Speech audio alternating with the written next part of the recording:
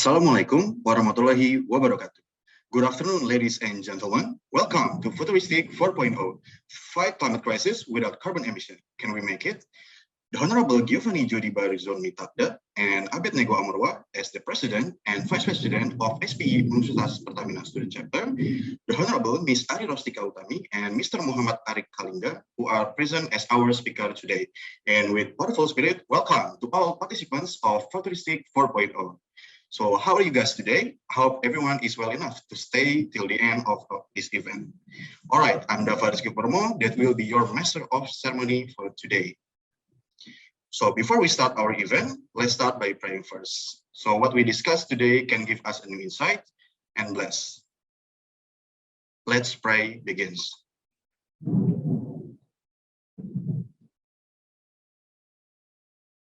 Amen. Finish. All right, for those of you who are still wondering what actually Futuristic is, so Futuristic is a talk show series that is organized by SPE Universitas Pertamina Student Chapter to remove the barrier between the present and the future. With Futuristic, we want to bring the future from the perspective of competent experts with a lot of experience. And in details, SPE, or a Society of Petroleum Engineers, is an international non-profit organization serving members from diverse backgrounds that provide both insights, sharing, and lifelong learning to drive the success and future of oil and gas industry. And SPE Universitas Pertamina Student Chapter itself was established in 2020. And what is special for our event today is that we collaborated with Yayasan Indonesia Cerah and Impact Blue Sea Foundation. Indonesia Cerah is an Indonesian non-profit organization working to advance the energy transition policy agenda in Indonesia. Indonesia Cerah works with a broad range of community, research, government, and private sector partners, and also stakeholders in Indonesia. Their programs include collaborative research, shifting minds and matter, and many more. We also collaborated with Impact Blue Sea Foundation, which is a conservation not-for-profit organization promoting protected marine animal biodiversity. So, all right, that's all about Futuristic, SPE UP-SC, Yayasan Indonesia Cerah, and Impact Blue Sea Foundation. But don't forget to put your maximum energy to discuss today and absorb all of the knowledge. Before that, I would like to show you the rundown of our event. All right, to start this event officially, we have an opening speech from the project manager of Futuristic 4.0, Neza Armayevira. To Neza, please, time is yours. Okay, thank you, Bang Dava. Assalamualaikum warahmatullahi wabarakatuh. Good afternoon, everyone. First of all, I hope everyone is doing well and healthy so that everyone can attend this event smoothly. So, welcome to Futuristic 4.0. I am Neza as the project manager of this event. I would like to greet Giovanni Jody and Abednego Amorwa as the president and vice president of SPE UP-SC. I would like to say thank you too to Mr. Arik Kalinga and Ms. Ari Rostika Utami for the willingness to be our speakers for today. And thank you for all of the participants that have been joining Futuristic 4.0 talk show event. Futuristic 4.0, bringing the theme Fight Climate Crisis Without Carbon Emission, Can We Make It? Is a sharing and discussion about the point of view towards climate crisis and visualization of carbon emission. As we all know, there are so many problems and changes to the climate change and carbon emission, which is why it is important for us to know what is happening on our Earth today. So I hope through this event, we can enhance our insights into the environment, get new perspective, and bringing out some good impact for all of us, future people. Thank you, everyone. Enjoy the talk show. All right, thank you, Neza, for an amazing speech. Then the second speech will be delivered by Giovanni Jody Barizon as the president of SPE Universitas Pertamina Student Chapter. To Barry, please, time is yours. Okay, thank you, Dava, for the time. Assalamualaikum warahmatullahi wabarakatuh. Shalom, Swastiastu, Namo Buddhaya, Salam Kebajikan. Good afternoon, all the better people today. First of all, let me express my gratitude to God who helped us to conduct this Futuristic 4.0 in collaboration with Yayasan Indonesia Cerah. The distinguished speaker today, Mas Arik and Mbak Ari, and my proud officers and members of SPE UP-SC. My name is Barry. As a president of SPE UP-SC and the representative of SPE UP-SC, I would like to welcoming all the participants today in our original series talk show, Futuristic. Maybe for those of you who are the first time to join this event, Futuristic is our original series by SPE UP-SC and organized by External Affairs Department. And today we're going to talk about the climate change, how we can fight the climate crisis, the carbon emission. So please take all the knowledge and insight that will be shared and offered by distinguished speakers today. And also, I would like to send my gratitude to External Affairs Department as organizer for the Futuristic 4.0. And thank you to all, and also thank you to all the media partners for this event. So hopefully this talk show will run without any problem and any obstacles. I think that's all from me.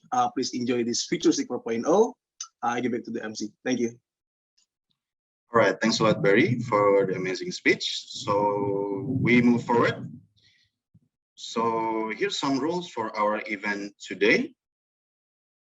So the first one is please mute your microphone during the talk show and do not chatting the outside of the material. But if you have any question related to the material, you can use raise hand feature to ask directly to the speaker or write your question in the chat box. And for the certificate will be given after you fill the feedback survey to the link that will be only shared in the Zoom meeting at the end of session. So update your whole line until the end of our event. And also this talk show will be conducted in Bahasa for your convenience. So now I have a little sneak peek for our moderator today. She is Fidelia Indira, a student of Environmental Engineering, batch 2019 at Universitas Pertamina. So, all right, I believe all the participants must be waiting for our talk show session. Now it's my pleasure to present our amazing moderator, Fidelia Indira. Hai Fidel. Hai Dava, halo semuanya. Wah, semangat banget nih kayaknya kamu. Gimana kabarnya Del hari ini? Alhamdulillah aku baik. Kamu sendiri gimana nih, Dav? Kabarnya di hari Minggu yang kalau di rumah aku tuh kayaknya lagi mendung-mendung ini, tapi harus tetap semangat ya. Iya, betul nih. Di rumah aku juga baru banget hujan, jadi seger ya. Jadi kayaknya bisa langsung dimulai aja nih. Kayaknya partisipan juga udah nggak sabar buat mulai diskusi. Jadi aku serahkan ke kamu. Oke, Dava, terima kasih. Kalau begitu, acara aku ambil alih ya. Halo semuanya, perkenalkan nama aku Fidelia Indira Kusumawardani sebagai moderator di acara Futuristic 4.0, Fight Climate Crisis Without Carbon Emission, Can We Make It? Sebelumnya nih, aku mau tanya dulu kepada teman-teman yang sudah hadir di sini. Boleh ya dijawab di chat box, kalian dari jurusan apa, atau mungkin ada yang sudah bekerja juga? Karena topik yang akan dibahas hari ini tuh akan menarik dan populer banget kalau dibahas di kalangan mahasiswa maupun dibahas di kalangan praktisi. Jadi pastinya untuk teman-teman sekalian yang sudah hadir, bebas mau bertanya kapan saja karena sesi Q&A akan dibuka sepanjang jalannya acara. Dan bagi yang mau bertanya, bisa ketik di chat box sesuai dengan format yang sudah diberikan, ataupun mengaktifkan fitur raise hand-nya untuk berdiskusi langsung dengan pembicara kita hari ini. Dan nggak perlu khawatir karena untuk e-certificate akan dibagikan kepada semua partisipan setelah mengisi form absensi yang akan dibagikan di akhir acara. Nah, sebelum kita memulai sesi talk show hari ini, aku akan memperkenalkan dulu nih tentang kedua pembicara kita yang telah hadir bersama kita di sini, dan pastinya beliau-beliau ini sudah berpengalaman banget di bidangnya masing-masing. Pembicara kita yang pertama adalah Mas Arik Kalingga. Beliau menyelesaikan studi S1-nya di Universitas Padjadjaran dengan program studi ilmu kelautan pada tahun 2021 nih teman-teman. Jadi Mas Arik nih masih fresh graduate banget nih. Dan saat ini juga sedang melanjutkan studi S2-nya di University of California, Santa Cruz dengan program studi Coastal Science and Policy. Meskipun Mas Arik masih muda, Mas Arik memiliki banyak sekali pengalaman bekerja, internship, hingga sertifikasi. Salah satunya adalah Mas Arik pernah menjadi carbon scientist di Carbon Ethics hingga bulan Januari tahun 2022 yang lalu. Keren banget ya teman-teman narasumber kita yang pertama. Mungkin aku akan sapa dulu untuk Mas Ariknya. Halo Mas Arik, selamat sore.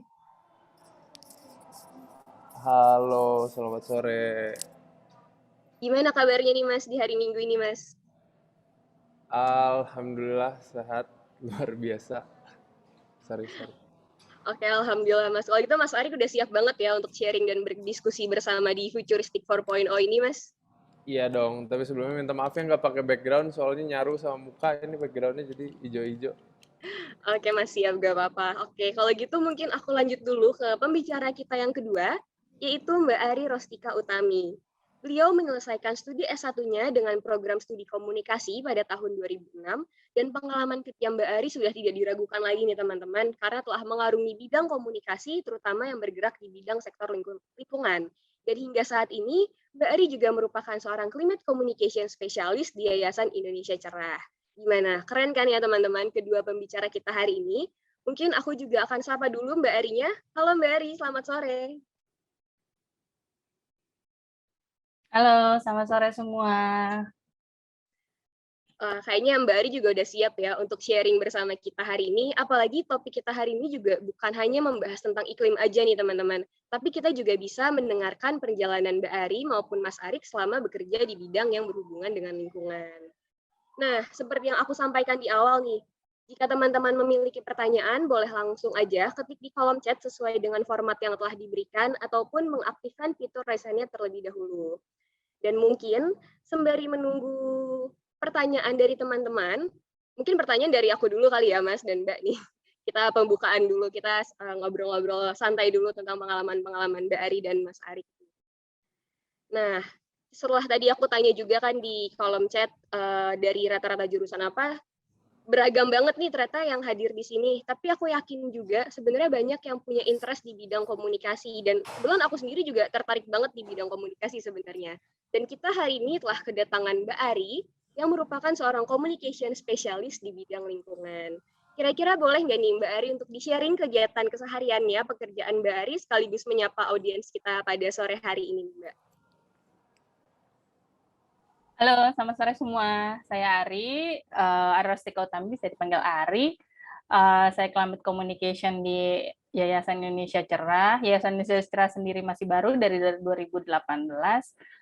Kami bekerja untuk menyalurkan transisi energi, mendorong transisi energi dan isu perubahan iklim. Tugas saya sendiri climate communication banyak untuk kebijakan iklim dan mendorong teman-teman muda atau youth movement di bidang iklim. Belakangan ini, sebulan ini kita di Cerah ada kerjasama dengan namanya Global Strategic Communication Council Internasional dan UN Foundation untuk mendorong isu-isu IPCC atau report IPCC terbaru bulan lalu. Bulan ini Februari awal itu ada working group 2 dan nanti di April awal ada working group 3. Jadi ada 2 report yang sangat penting untuk teman-teman muda ketahui dan nanti kita bisa diskusikan beberapa data-data terbaru dari peneliti iklim. Begitu. Oke, baik. Terima kasih Mbak Ari. Keren banget ya teman-teman. Jadi selain sebagai dari komunikasi itu juga bisa menyampaikan untuk gimana sih caranya aware ke lingkungan sekitar kita. Mungkin sekarang aku gantian tanya ke Mas Arik nih, yang memiliki background dari ilmu kelautan, tapi uniknya pekerjaan terakhir Mas Arik ini berfokus sebagai carbon scientist untuk marine science. Langka banget nggak sih kedengarannya? Boleh nggak nih Mas Arik di-sharing tentang keseharian pekerjaan Mas Arik dan juga menyapa audiens kita yang telah hadir? Oke, halo semua. Sebelumnya salam kenal. Aku Muhammad Arik Kalingga, biasa dipanggilnya Arik. Currently untuk itu mungkin jadi professional experience karena dulu kenapa tiba-tiba akhirnya bisa ke karbon, karena akhirnya skripsi aku lebih ke tentang blue carbon, gimana how to mitigate climate, akhirnya aku korelasiin gimana caranya mitigate climate change dengan ilmu yang dasar ilmu yang aku punya dari marine science. Akhirnya gimana nih cara nemuin to helping our mother earth tapi dari sisi ilmu kelautan. Ternyata ada yang namanya blue carbon sequestration atau penyimpanan karbon di ekosistem pesisir. Terus akhirnya aku dalemin lagi jadi inskripsi, terus aku join carbon ethics as carbon scientist. Terus judul itu juga tentang blue carbon itu yang akhirnya ngebawa aku akhirnya bisa kuliah juga. Jadi sebenarnya aku maba di sini. Gitu paling.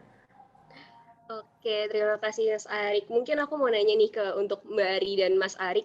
Kenapa sih hal apa aja yang membuat Mbak Ari sama Mas Arik tuh tertarik menekuni bidang lingkungan, apalagi yang berhubungan sama carbon emission nih? Mungkin boleh dari Mbak Ari dulu nih yang menjawab. Awal mulanya bergabung dengan soal lingkungan itu sebenarnya aku nggak ngerti apa-apa ya. Maksudnya dulu kan anak komunikasi apa sih ininya palingan jadi PR atau kerja di agensi komunikasi yang kayak gitu. Terus suatu ketika terjerumus nih, bener-bener terjerumus ngebantuin suatu organisasi yang namanya Greenpeace. Jadi kita ada beberapa teman-teman dari kampus itu ngebantu untuk open booth waktu itu. Jadilah di situ kebuka nih, oh ternyata saya dari jurusan komunikasi sendiri bisa ngebantu untuk menyebarkan isu-isu tentang lingkungan lebih luas lagi dan memecahkan masalah, memecahkan apa ya bilangnya, banyak kalau di Mas Arik nanti banyak bahasa-bahasa yang susah dari teman-teman peneliti itu. Jadi anak-anak komunikasi ini harus berjuang nih, gimana masalah iklim dan masalah lingkungan ini nyampe ke teman-teman yang paling bawah, nyampe teman-teman yang nongkrong di warkop, gimana nih caranya. Jadi awalnya kebuka banget sih, kayak oh ternyata kita bisa ya, dari nggak ngerti, saya tuh nggak ngerti apa-apa soal hutan, soal iklim awalnya, zaman dahulu, zaman saya muda waktu itu. Jadi terjerumuslah di Greenpeace sampai Greenpeace sampai 13 tahun di Greenpeace is like home. Saya volunteering dari 2004 dan akhirnya sampai di posisi terakhir Public Engagement and Action, lalu saya hijrah ke Yayasan Indonesia Cerah, sekarang fully Communication Specialist for Climate gitu. Jadi untuk yang belum tahu apa-apa, nggak apa-apa, mari mas teman-teman masih muda, masih yang semester 1, semester 2, atau semester akhir, masih bisa join dengan beberapa organisasi atau komunitas yang banyak, sekarang lebih banyak dari zaman saya dulu, dari sustainable energy, mau dari macam-macam sekarang kan, karena gila, kayaknya 13 tahun tuh beda banget dari yang teman-teman dan teman-teman nggak tahu, terus sekarang jadi punya komunitas independen, bergerak sendiri, dan isu-isu lingkungan lebih cepat diterima sama teman-teman muda gitu. Oke deh, kalau dari Mas Arik gimana nih? Kenapa, hal apa aja sih yang membuat Mas Arik tertarik menekuni bidang lingkungan ini? Sebenarnya sama sih, awalnya nggak tahu banget, maksudnya kayak pertama kalau misalnya dulu aku juga niatnya mah pengennya jadi engineer atau misalnya pengennya jadi dokter, terus tiba-tiba kecemplung di dunia marine science yang orang kok misalnya lo jurusan apa, marine science, oh lo siapanya Aquaman, atau misalnya dia di manusia ikan yang bisa pertanyaannya kayak gitu. Terus lama-lama enjoying, coba nyari-nyari lagi, baca-baca dan lain-lain, sampai akhirnya emang sih ada sedikit kekhawatiran tentang ini, kayaknya dulu nongkrong dingin-dingin aja, kok sekarang makin gerah dan lain-lainnya. Dari situ agak aware tentang lingkungan, dan aku juga, halo Mbak, aku juga pernah volunteering dulu di Greenpeace. Aku akhirnya nyoba untuk volunteering di Greenpeace dulu pas masih kuliah, lanjut volunteering di Carbon Ethic, terus akhirnya lebih paham, ini tuh sebenarnya luas loh, dari hal-hal yang berbau non-government organization atau not for profit bisa loh ternyata hidup di sini gitu. Akhirnya lama-lama lebih aware, lebih menikmati, lebih mendalami, terus ya sampai akhirnya titik ini deh gitu. Oke, mungkin pertanyaan selanjutnya untuk Mbak Ari nih.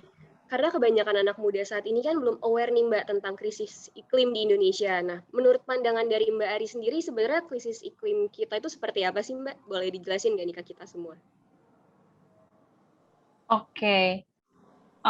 Anak muda nggak paham krisis iklim ya. Sebenarnya kalau pembahasannya mungkin teman-teman muda banyak yang nggak paham apa sih krisis iklim, tapi teman-teman muda atau apa ya bilangnya, Gen Z atau milenial sekarang tuh udah ngerasain. Jadi mereka nggak tahu term bahasanya, tapi mereka ngerasain dan mereka sering mengeluhkan.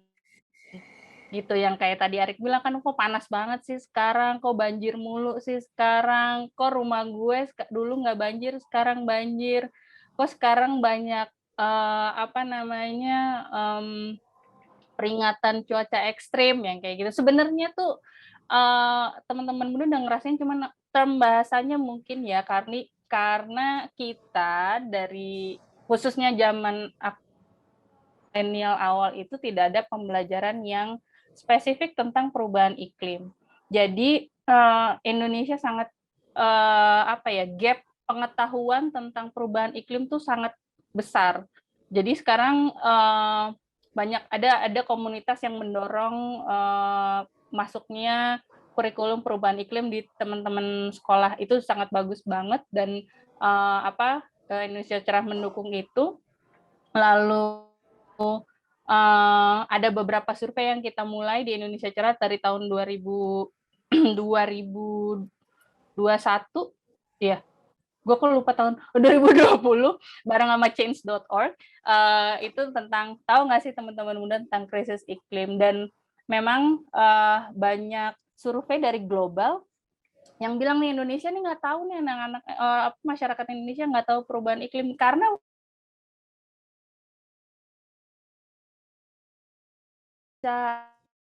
apa cuaca. Nah, jadi term iklim ini masih sangat baru buat kita, dan ini PR buat saya, buat Arik dan beberapa teman-teman NGO lainnya untuk memberikan pemahaman ke teman-teman muda, ke seluruh Indonesia, 240 juta lebih rakyat Indonesia, bahwa it's happen. Ini terjadi, bukan perubahan lagi, tapi it's krisis. Yang terjadi, kenapa harus disebut krisis? Karena bencana itu udah terjadi sekarang, bukan kayak bilang 10 tahun lagi akan panas. Enggak, ini udah panas sekarang. Terus suhu bumi naik, udah naik sekarang. Jadi itu sekarang. Jadi we have time ya, kapan? Sekarang gitu. Jadi kalau misalnya teman-teman urban ngerasain baru panas doang, teman-teman di Kalimantan mungkin udah ngerasain asap kebakaran hutan sekarang udah berapa? 24 tahun mereka terus kebakaran. Banjir kemarin di Sintang udah 3 minggu. Bayangin banjir 3 minggu, hidup bukan rumah lagi yang hilang, tapi kehidupan mereka itu hilang. Jadi kenapa kita sama-sama harus mendorong climate crisis as term perubahan iklim? It's happen now. Sekarang udah terjadi. Oke, berarti emang sebenarnya udah harus dari mulai sekarang dari diri kita juga sih Mbak, untuk lebih aware juga tentang kondisi iklim. Kayak contoh simpelnya tadi Mas Arik bilang lagi nongkrong terus ternyata malah makin panas. Karena aku juga ngerasain sih Mas kalau untuk itu. Nah, kalau kira-kira dari Mbak Ari nih, apa aja sih sebenarnya yang menyebabkan perubahan ataupun krisis iklim itu sendiri Mbak? Apakah semua hasil dari industri atau bahkan sebenarnya aktivitas kita itu juga bisa ngasilin emisi karbon nih Mbak? Oke, a simple thing, kita bernafas itu mengeluarkan karbon. Ya, as a individu. Lo udah tahu kan pelajaran biologi kita CO2 dan lain-lain. Nah, kalau sumber-sumber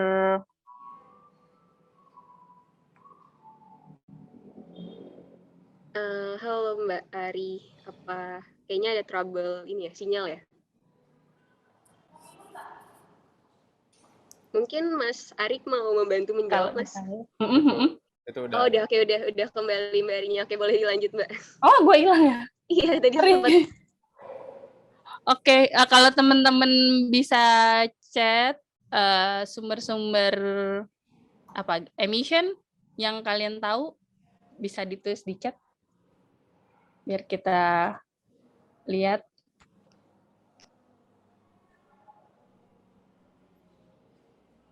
Baru 2 nih. Ada lagi? Jawab nih teman-teman.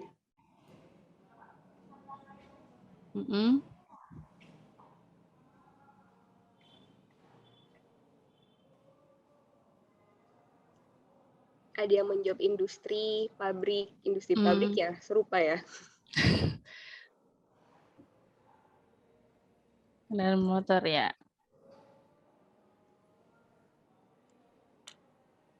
Oke. Yes. Ya. Kayak teman-teman ketahui banyak sekali dari kegiatan manusia menghasilkan karbon. Aku boleh share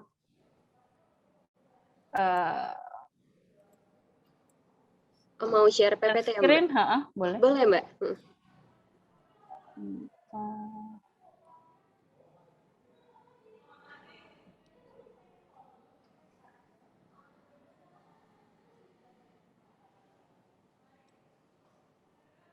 Udah? Kelihatan? Udah terlihat, Mbak. Oke, aku share pertama ini aksi teman-teman dari Global Climate Strike kemarin. Ini salah satu bannernya. Kok ini tidak bergerak sebentar. Nah, sebenarnya mengurangi emisi itu menghemat uang nih, guys. Duit, cuan, gitu. Jadinya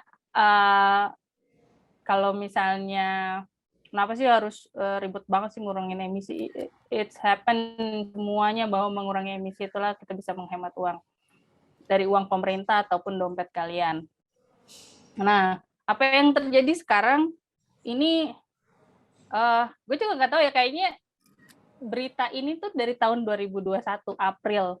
Ini udah diperkirakan bahwa Puncak Jaya Wijaya, teman-teman yang suka naik gunung nih, yang suka Seven Summit nih, targetnya adalah mau naik ke Puncak Jaya kan, salah satunya. Tapi gimana nih 2025 udah mencair gitu. Terus ini berita terbaru ya, baru Senin kemarin. Yang kayak tadi Mas Arik bilang panas, di Bandung aja Mas Arik panas, di Jakarta lebih panas lagi. Apalagi Bekasi dekat matahari, planet beda. Itu lebih panas. Nah, ini ada report terbaru dari IQR,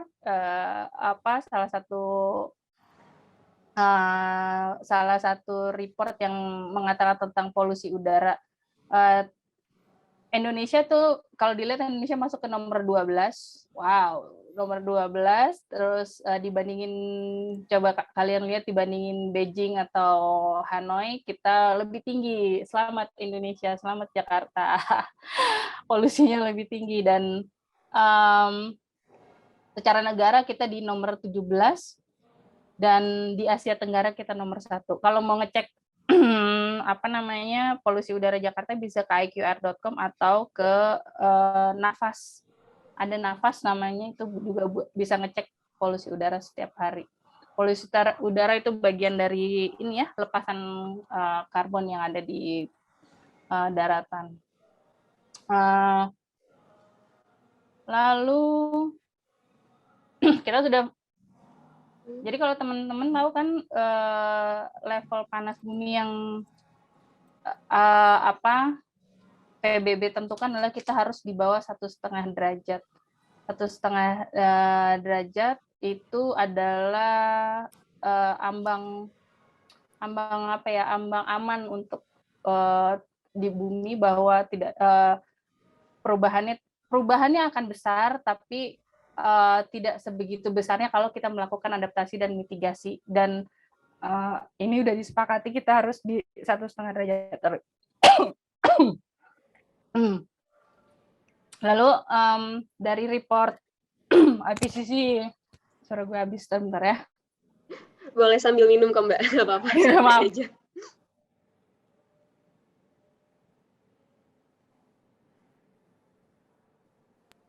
Oke. Target global kita adalah di bawah dari 1,5 derajat, dan sekarang kalau nggak salah rata-rata udah 1,1. Dan mungkin akan mencapai 1,5 di 2040 atau lebih cepat. Kalau kita tidak melakukan sesuatu dan masih berada di zona nyaman melakukan business as usual. Nah, ini ada trackingnya.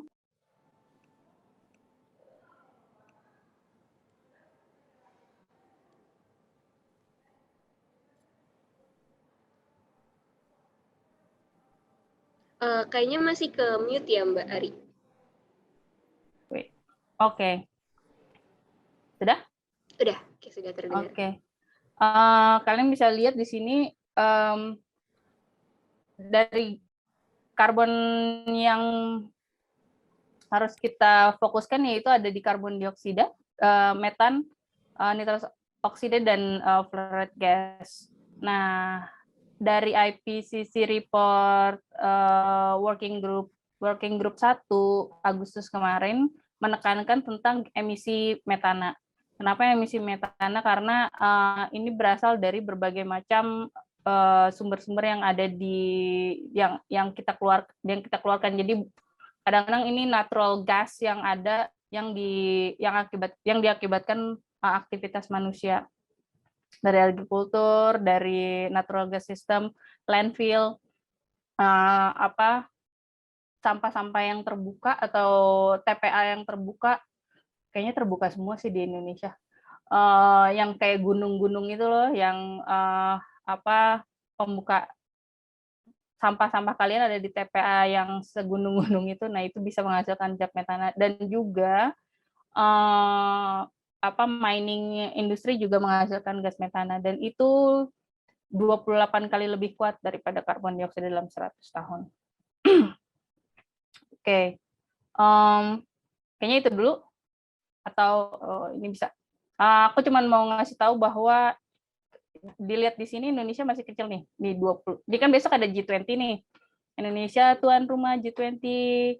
Lalu Indonesia masih emisinya sebenarnya masih kecil. Kita 2,1 dibandingin Arab Saudi, Australia, Amerika, Kanada, dan beberapa negara maju lainnya.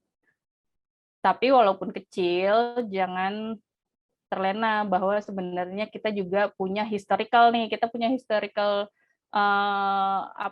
penyumbang karbon juga. Ingat nggak tahun 98 kebakaran hutan itu kita bisa dari di 98 sampai 99 kita menempati 10 terbesar pengemisi dunia. Dan emisi yang kita lepaskan dari berapa puluh tahun yang lalu itu bukan berarti hilang gitu. Jadi lo emisi dari tahun sekian terus dipikir 2022 udah hilang emisinya, enggak. Itu ada settingan, nggak tahu, nanti Mas Arik lebih paham lagi bahwa kita punya historical emission juga di situ. Gitu. Oke, berarti memang dari aktivitas sehari-hari itu memang bisa menghasilkan carbon emission ya Mbak. Apapun itu, misalkan dengan menyalakan lampu, pastinya juga dari listrik akan menghasilkan karbon sendiri. Mungkin nih Mbak, memang dari yang tadi sudah Mbak sebutkan, dampak apa aja sih yang akan disebabkan dari emisi karbon ini di kehidupan kita? Karena kayaknya masih banyak yang belum tahu nih Mbak, dampak dari karbon emisi itu sendiri. Dampaknya tadi yang satu aku bilang polusi. Kenapa polusi kita sorotin yang pertama? Karena itu berhadapan dengan bagaimana kita bernapas sehari-hari. Coba bayangin kita nggak bisa napas, atau udara kita karena karbon dioksida yang sangat besar, kita nggak bisa menghirup udara baik. Itu salah satu dampaknya, dan beberapa penyakit akan terjadi setelah kita bernapas dengan udara yang tidak sehat. Lalu dampaknya sendiri mungkin tadi nggak cuman panas yang dirasain pas nongkrong, tapi ketika para pekerja di sektor lapangan misalnya, lapangan yang misalnya tuh kayak orang-orang yang ini teman-teman offshore yang di luar yang tidak beratap, itu akan terkendala nih, karena panasnya akan membuat optimalisasi kerja yang biasanya dapat 8 akan berkurang karena kepanasan akan berkurang, jadi nggak optimal kerjanya. Dan ini juga mulai dipertimbangkan beberapa peneliti bahwa tingkat panas dan atau kenaikan suhu yang sangat tinggi akan menyebabkan ekonomi kita akan berkurang, karena jam kerja dan beberapa permasalahan seperti dampak pengiriman karena kebanjiran atau karena cuaca ekstrim itu akan berdampak pada kerugian ekonomi dan kerugian suatu instansi. Jadi dampak dari perubahan iklim ini nggak cuma dirasakan oleh misalnya teman-teman yang ada di pesisir, tapi it's happen to all people. Seberapa level yang akan kejadian akan dirasakan itu kan semua dirasakan.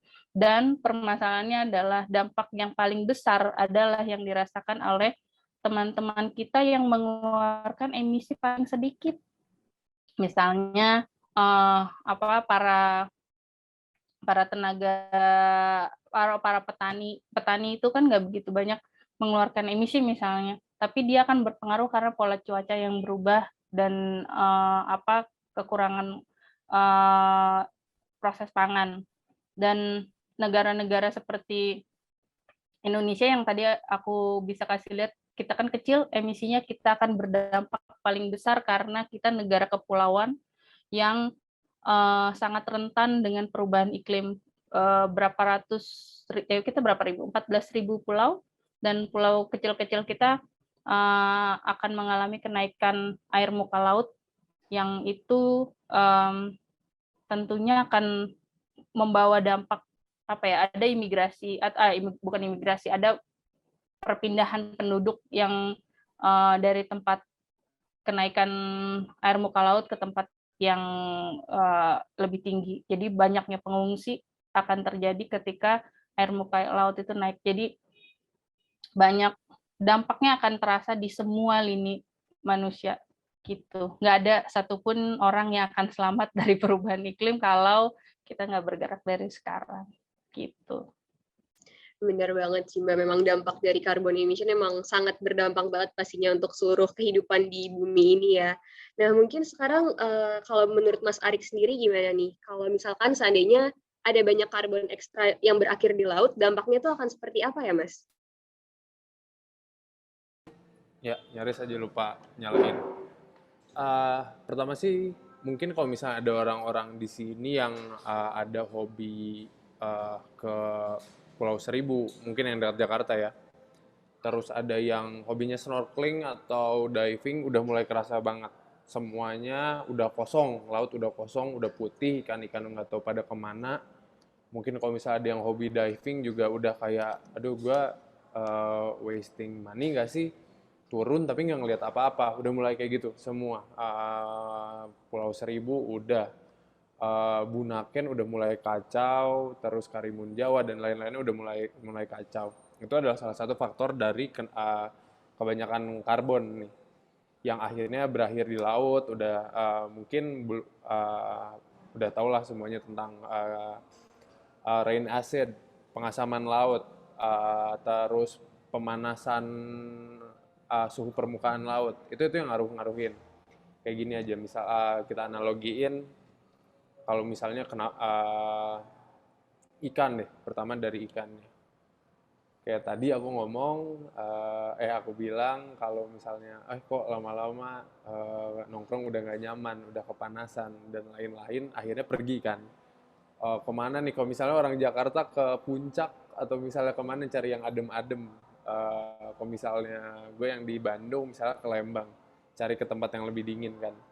Begitu pula ikan, kalau misalnya kepanasan udah nggak nyaman ya pada cabut semua. Ada yang cabut, ada yang mati. Kita juga kalau misalnya tiba-tiba kegerahan, tiba-tiba harus hidup di sauna 24/7 kan akhirnya meninggal juga. Begitu pula ikan. Sekarang ke rumahnya nih, kayak misalnya koral dan algi dan lain-lainnya. Kalau misalnya kita bicara karang. Karang juga akhirnya kena pemutihan, kena bleaching. Bleaching itu karena ekosistemnya kan sebenarnya karang itu binatang kan.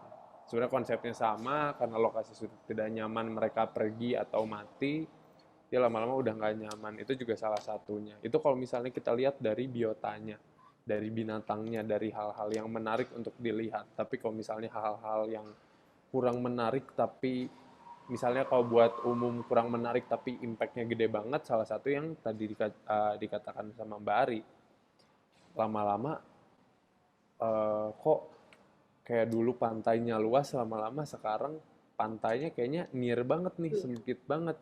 Tadinya kita bisa kayak luas, bisa main pasir lari-larian atau sinetron-sinetronan lah, loncat-loncat. Sekarang kok dikit-dikit udah langsung air dan udah pantai yang dulu kayak misalnya kita 6 tahun, 7 tahun lalu kayak pas masih kecil ke sana bagus, sekarang kok kayak sempit banget si pantainya, udah sisa sampahnya doang. Itu salah satu faktor dari kebanyakan karbon yang menciptakan, yang akhirnya lanjut ke climate change, ke pemanasan global. Akhirnya ya itu coastal resilience-nya akhirnya kita, kalau misalnya kita tarik jauh, pemanasan global, suhu di kutub memanas, mencair, airnya makin banyak, nggak semua nggak ya ada, pasti akan selalu ada faktor geografi. Kayak misalnya Jakarta sekarang bakal tenggelam. Faktornya ya selain mungkin ya berat beban Jakarta, ya salah satunya faktor itu juga si tingkat permukaan airnya makin tinggi nih. Nanti orang-orang yang pesisir, kasihan dong orang-orang pesisir, yang kita yang tengah-tengah, apalagi gua gitu, misalnya di Bandung daerahnya gunung semua, fine-fine aja. Pemanasan ya masih adem-adem aja lah, tinggal nunggu musim dingin atau musim hujan doang. Tapi kan kasihan kalau misalnya orang-orang pesisir. Nanti gimana akhirnya mereka terdorong, yang harusnya jadi pekarangan mereka, tempat mereka bermain, punya memori dan lain-lain, tergerus semua sama air. Akhirnya mereka biasa cari makan di situ, sekarang ikannya udah nggak ada semua. Karena apa? Karena salah satunya faktor dari climate change. Gitu.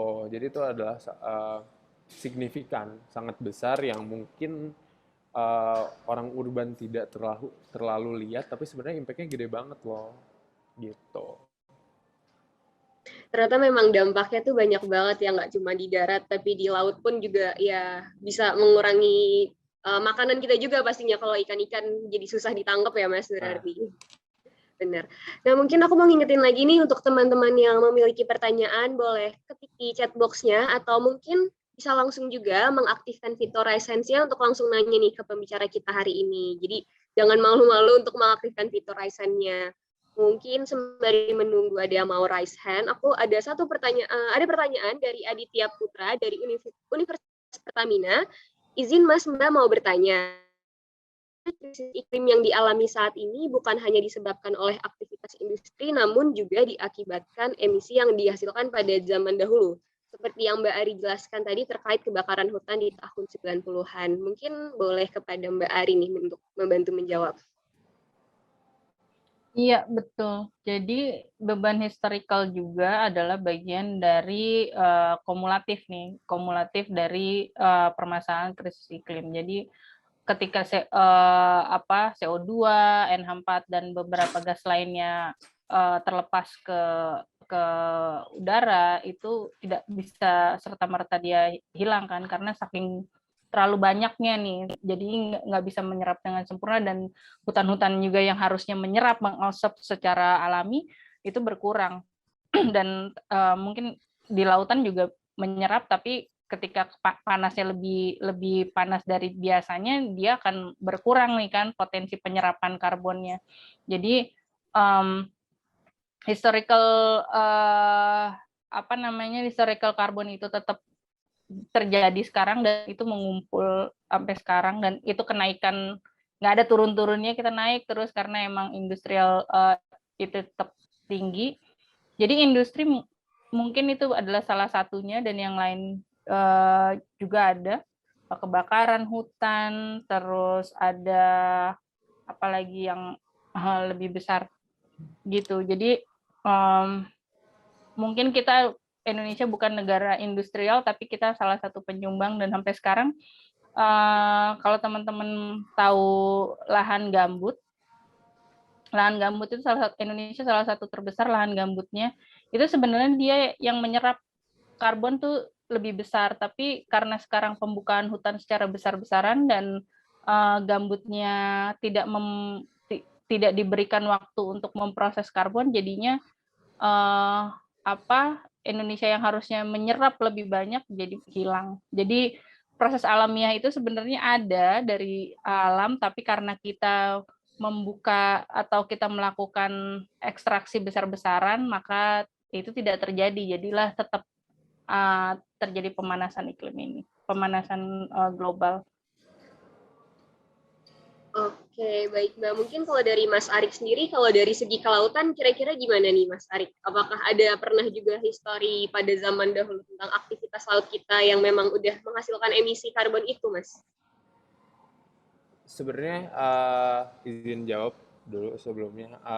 Buat mungkin kayak dunia punya punya kalau historicalnya punya kita ulang deh. Kayak tadi kalau misalnya terestrial atau hutan, mereka punya lahan gambut. Laut juga punya cara untuk adalah salah satu cara dari bumi untuk menetralkan si karbon itu. Jadi laut itu tempat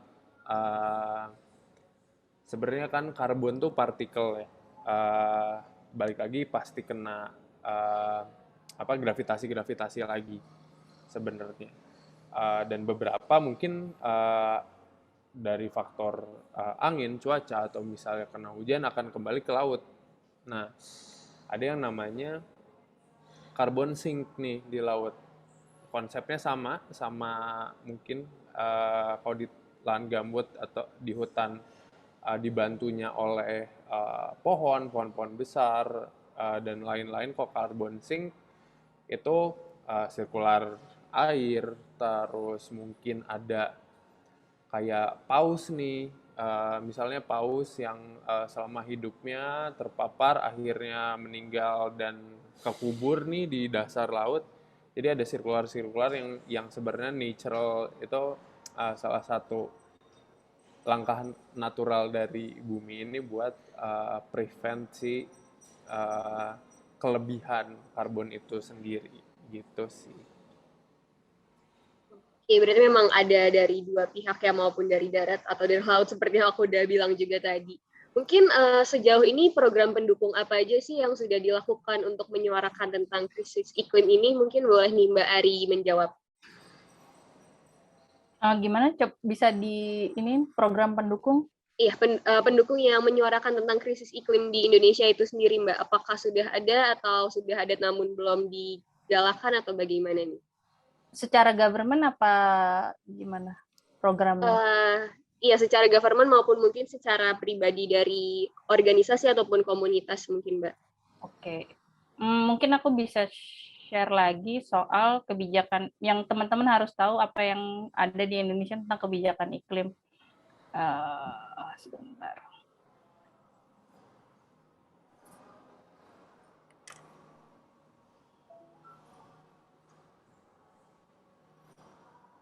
Oke. Ini beberapa cara-catatan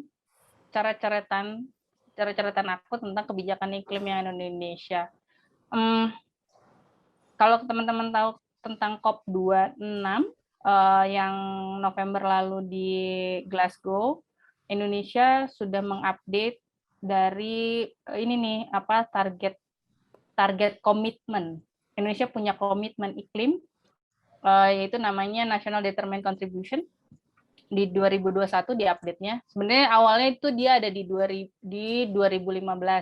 Lalu di-update lagi 2021. Targetnya adalah di 2030 Indonesia akan mengurangi 29% emisinya, dan itu dilakukan sendiri, atau 41% jika mendapat dukungan negara lain. Dari level business as usual. Kenapa aku garis merahin business as usual? Itu berarti Indonesia belum punya target yang oke, gue ngurangi nih dari tahun 2000 emisi tahun 2015. Dia nggak gitu. Tapi dari prospek bisnis pembangunannya Indonesia gitu. Jadi kalaupun Indonesia pembangunannya tidak seperti yang diharapkan di 2015,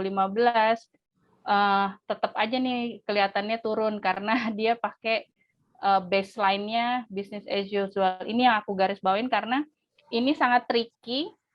Di beberapa negara udah punya perhitungan yang lebih mudah, karena misalnya di beberapa negara malah bilang, oke, gue mau turun dari emisi gue tahun 2015. Jadi kan ketahuan nih bahwa emang di 2015 lo jajannya 100, berarti di 2030 lo harus berkurang kan jajannya gitu. Nah, kalau Indonesia masih agak tricky, makanya aku garisin merah. Terus yang kedua, kita punya dong target net zero emission di tahun 2060 atau lebih cepat.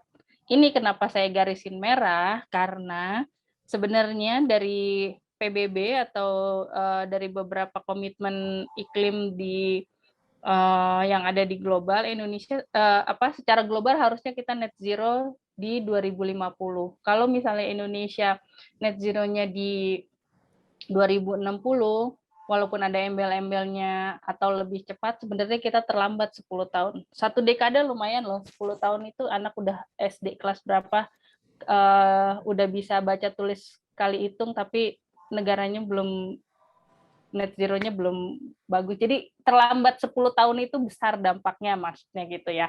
Maksudnya kalau Indonesia nggak bisa lebih cepat dari 2050, 10 tahun terlambat 10 tahun itu udah kayak punya anak sampai SD udah bisa ngitung gitu. Nah, yang ketiga, Indonesia punya target nih, transisi energi target maksudnya, punya target transisi energi yang ditetapkan baurannya energi baru dan terbarukan di 2025 sebesar 23%. Bagus dong, berarti udah punya nih target transisi energi. Kenapa di garis merahinnya baru? Karena belakangan ini banyak yang mendorong energi baru itu berupa dari energi fosil. Transisi energi itu kan seharusnya dari energi fosil ke energi terbarukan. Tapi di Indonesia mentranslatekan renewable energy itu jadi energi baru terbarukan.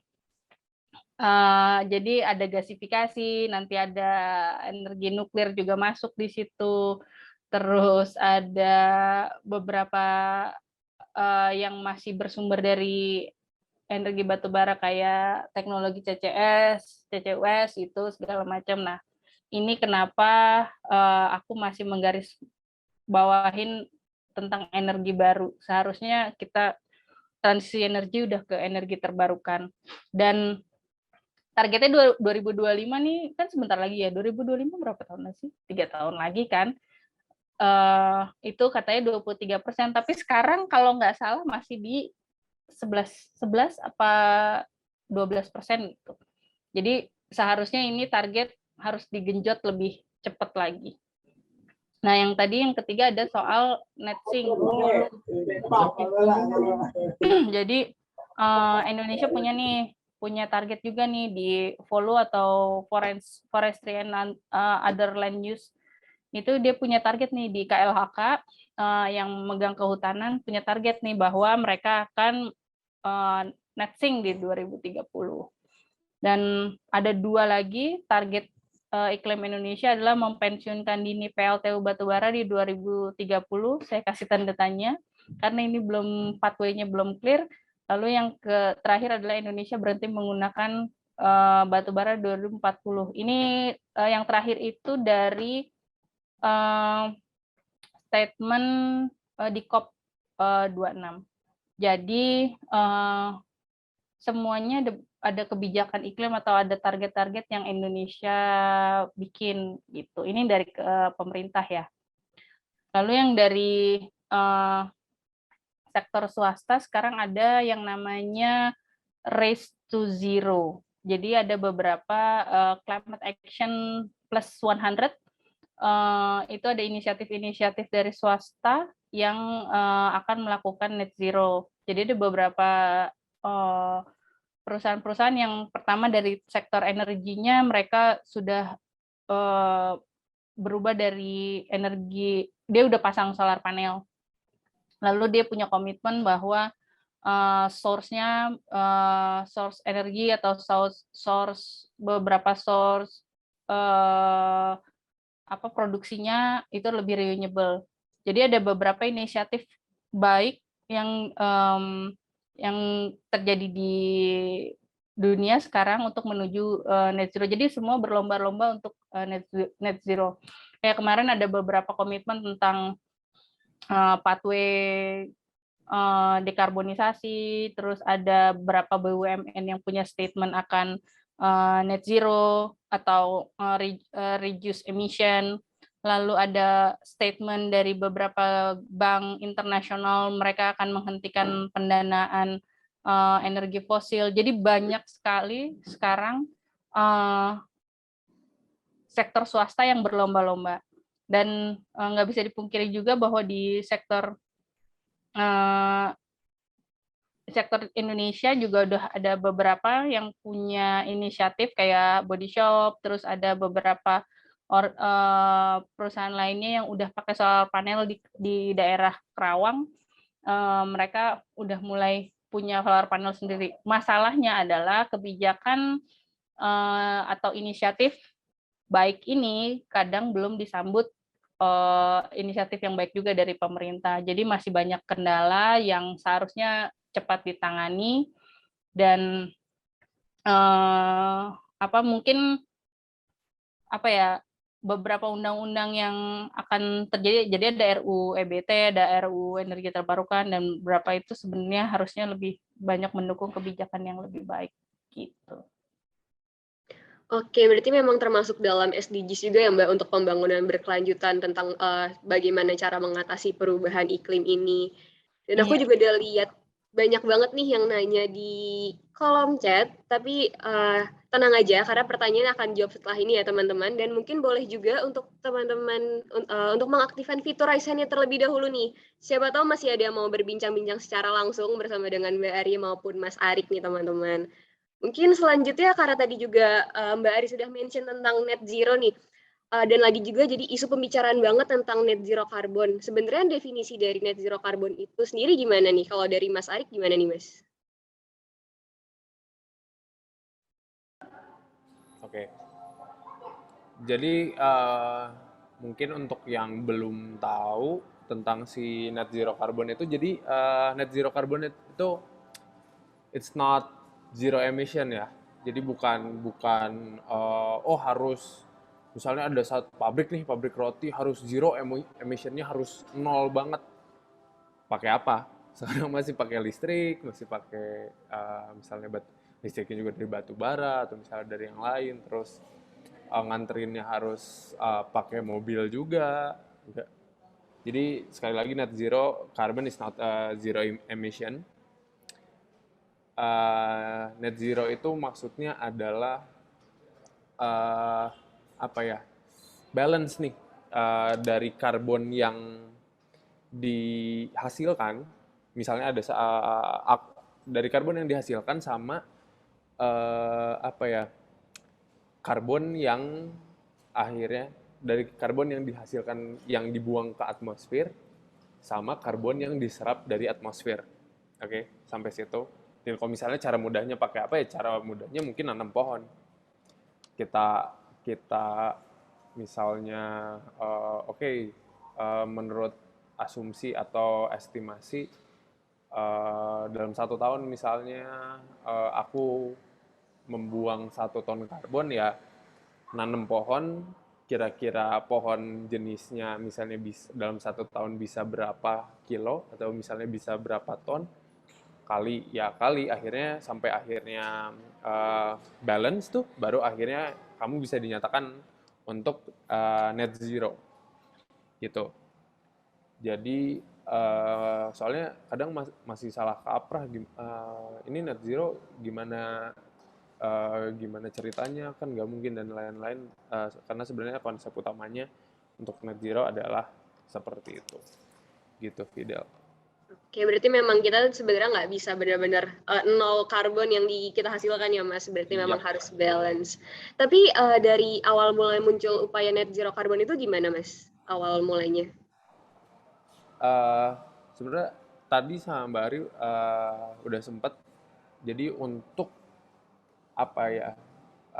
bikin udah deh apa yang kita rusak tuh udah sampai sini aja. Jadi untuk konsepnya adalah membatasi kemungkinan kenaikan suhu 1,5 derajat kalau nggak salah. Jadi rencananya adalah untuk, karena mungkin kalau misalnya ada tiba-tiba ada kebakaran hutan dan lain-lain, itu mungkin adalah salah satu faktor dari climate crisis itu sendiri. Jadi ada tiba-tiba pemana udah lagi kering, udah lama-lama panas, kekeringan, makin ada panas dikit itu kebakar semua kan, mungkin faktornya karena itu.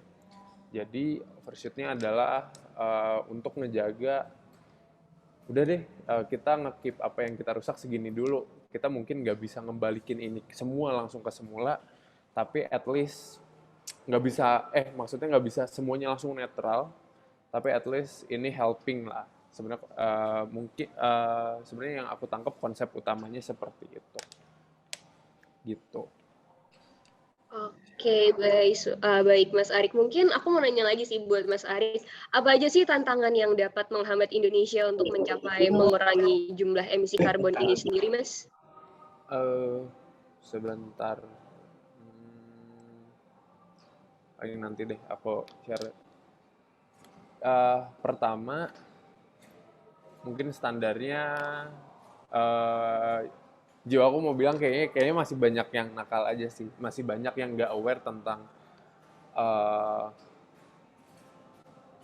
apa itu karbon, apa itu emission, dan seberapa impactful apa itu emission. Karena kayak sekarang deh, kayak dulu mungkin dari SD atau misalnya SMP selalu diingetin untuk matiin lampu kalau udah nggak dipakai, colokannya cabut kalau udah nggak dipakai dan lain-lain. Tapi kan sebenarnya karena impactnya nggak terlalu, kita ngerasa impactnya nggak terlalu besar kok, jadi kayak agak bodo amat kan. Jadi sebenarnya yang harus banyak penyadar tahuan gitu, banyak spread awareness, nggak cuma orang-orang urban. Mungkin kita bisa diasumsikan semua di sini orang-orang urban ya, tapi harus benar-benar sampai roots-nya, sampai orang-orang dari benar-benar yang dari yang bawah banget sampai yang atas banget harus tahu kalau misalnya emission tuh sebegitu impactful-nya, dan langkah-langkah kecil tuh bisa loh untuk ngebantu si bumi ini untuk mitigate climate change ini gitu. Dan mungkin kalau misalnya di sini untuk langkah-langkahnya kira-kira apa sih? Pertama, kalau misalnya, jadi untuk Indonesia sendiri rata-rata kalau nggak 1,9 ton karbon per tahun.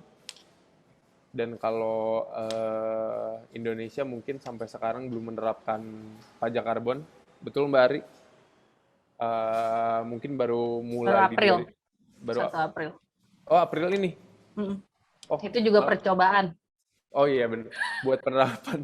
Mungkin buat penerapan aslinya yang aku baca kan 2025 ya kalau nggak salah Mbak Ari. Jadi baru penerapan itu juga baru di industri BUMN ya, PLN seperti PLN dan lain-lain. Sementara ya walaupun Indonesia untuk persiapan pajak karbon ini termasuk murah nih. Indonesia tuh kalau nggak salah paling murah deh kalau misalnya akhirnya penerapan pajak karbon per orangnya cuma Rp30 per tonnya ya, per tonnya, dibanding kalau per ton kalau Singapura kalau nggak salah hampir 200.000, $25 Singapura, kalau Amerika $20. Indonesia udah paling murah, tapi at least walaupun murah jangan ditangkap itunya, tapi kira-kira apa yang kita bisa lakukan untuk reduce emission. Mungkin kalau misalnya ditanya apa, ya pertama jangan terlalu pakai emission yang nggak perlu. Jadi avoid lah kalau misalnya ada emission nggak perlu. Kayak misalnya casan udah penuh, udah cabut aja deh, udah ngebantu battery health percentage biar nggak cepet boros kan. Tapi itu juga sebenarnya helping kalau udah cabut aja. Terus offset seperti aku bilang, udah banyak untuk tempat atau link untuk perhitungan pengasumsian karbon kalian. Jadi sama hitung kira-kira mungkin kalau ada yang uang lebih atau misalnya ada hobi lebih dan waktu lebih untuk menanam pohon, just do it. Terus mungkin aku bisa share screen kali ya? Boleh Mas, ya. Atau nanti aja sih, soalnya penjelasannya cuma sampai situ. Gitu, Fidel. Oke. Aku boleh nambahin nggak video? Boleh, Mbak Ari, silakan. Iya benar, net zero target itu awalnya memang untuk membatasi dari konsumsi kita yang berlebihan sehingga kita untuk bisa mencapai di bawah 1,5 derajat. Terus tadi untuk contohnya penanaman pohon itu penting dan nggak berhenti sampai di situ karena pohon itu baru bisa menyerap kalau nggak salah setelah 10 tahun. Dan semakin banyak yang menanam dan semakin banyak yang menjaga, bukan nanam doang, tapi harus menjaga itu sama sekarang juga udah mulai ya mangrove juga penting ketika ditanam dan dijaga sampai kalau tanaman itu lo sebanyak-banyaknya nanam tapi lo tetap buang emisi tinggi juga nggak bisa nyerap ini. Jadi sebenarnya alam punya batasan untuk menyerap kalau kalian tidak mengurangi atau meng-cut emisinya.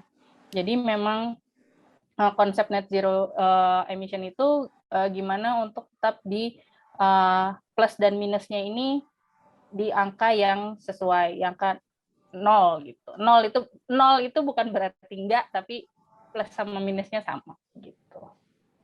Atau lebih banyak ya sebenarnya seharusnya gitu. Oke, mungkin di sini aku lihat ada yang raise hand nih Mas dan Mbak dari Dewa Mahardika Ardani. Mungkin boleh nih kepada Mas Dewa untuk on mic untuk bertanya kepada Mas Arik dan Mbak Ari. Oke, Mbak, di sini saya mau nanya, apakah satu-satunya sumber energi yang tanpa polusi atau zero carbon hanya bersumber dari matahari? Apakah ada sumber energi lain yang zero carbon atau tanpa polusi selain matahari? Itu aja, Mbak. Mas, silahkan. Oke, terima Ari kali ya. Iya, mungkin boleh Mbak Ari untuk menjawab. Oh, ya. Banyak. Indonesia itu salah satu negara yang sumber energi terbarukannya luar biasa. Ada angin, terus air. Air tuh mikrohidro yang banyak digerakkan teman-teman, kok lupa namanya siapa, Bu Tri Mumpuni punya inisiatif mikrohidro. Lalu energi itu, ini konser Coldplay yang akan banyak dilakuin di beberapa negara ini, energinya itu ada yang dari sepeda, ada yang dari dari gerakan apa sih bilangnya, energi statis ya kalau kayak gitu ya. Jadi diciptakan untuk bisa mengambil energi, jadi dia nggak dari energi batu bara atau energi fosil lainnya. Lalu dari laut juga ada, sekarang udah beberapa penemuan tentang gelombang. Indonesia udah banyak ya, tahu kan pesisir Indonesia tuh banyak banget yang bisa yang bisa dilakuin untuk ini energi. Apalagi energi panas bumi, karena Indonesia salah satu ring of fire-nya. Dan tapi memang mesti berhati-hati karena itu tetap ada di bawah bumi kan, jadi harus berhati-hati itu. Tapi juga itu energi terbarukan juga banyak sekali Dewa, jadi nggak cuma dari matahari aja. Mungkin yang sekarang terlihat dari matahari karena satu, Indonesia panasnya mataharinya maksimum 4-5 jam. Jadi itu bisa dimaksimalkan ya, 4-5 jam dalam sehari, jadi itu bisa dimaksimalkan. Terus dan seharusnya kita udah mulai desentralisasi sih, jadi nggak terlalu banyak pakai yang sentralisasi, karena ini sekarang kan Jawa Bali aja terhubungnya panjang banget dan itu bisa mengurangi energi juga di situ. Jadi sebenarnya kita udah bisa mulai nih desentralisasi yang kecil-kecil, pulau-pulau yang kecil itu punya sumber energi sendiri, rumah-rumah bisa masang yang ada di daerahnya mereka, beberapa energi yang ada di daerahnya mereka, seharusnya mereka bisa mandiri energi. Cuman konsep itu sebenarnya sekarang belum bisa terjadi ya, karena ada beberapa kendala dan kebijakan yang belum bisa dilakukan gitu. Banyak banget. Ya, terima kasih Kak. Oke, gimana nih dari Dewa? Apakah sudah menjawab pertanyaannya tadi? Ya sudah Kak, cukup. Oke, baik. Terima kasih, Dewa. Mungkin aku mau lanjut pertanyaan nih ke Mas Arik nih. Karena tadi juga udah bahas tentang karbon-karbon juga. Lanjut ngomongin tentang masalah tantangan nih, Mas. Karena ada istilah yang bilang tantangan terbesar itu dari diri kita sendiri nih. Padahal bisa jadi tiap orang menghasilkan karbon footprint-nya sendiri tanpa sadar dari kerjaan sehari-harinya. Nah, kira-kira bisa nggak sih, Mas, kita tuh ngukur karbon footprint kita itu sendiri? Mungkin supaya orang-orang juga bisa lebih aware sih dengan menjaga lingkungan sekitarnya. Oke, ini kayaknya kalau buat sekarang jawabnya harus ini sih, harus share screen kali ya.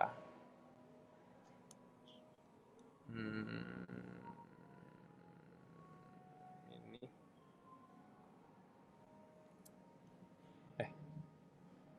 Salah lagi.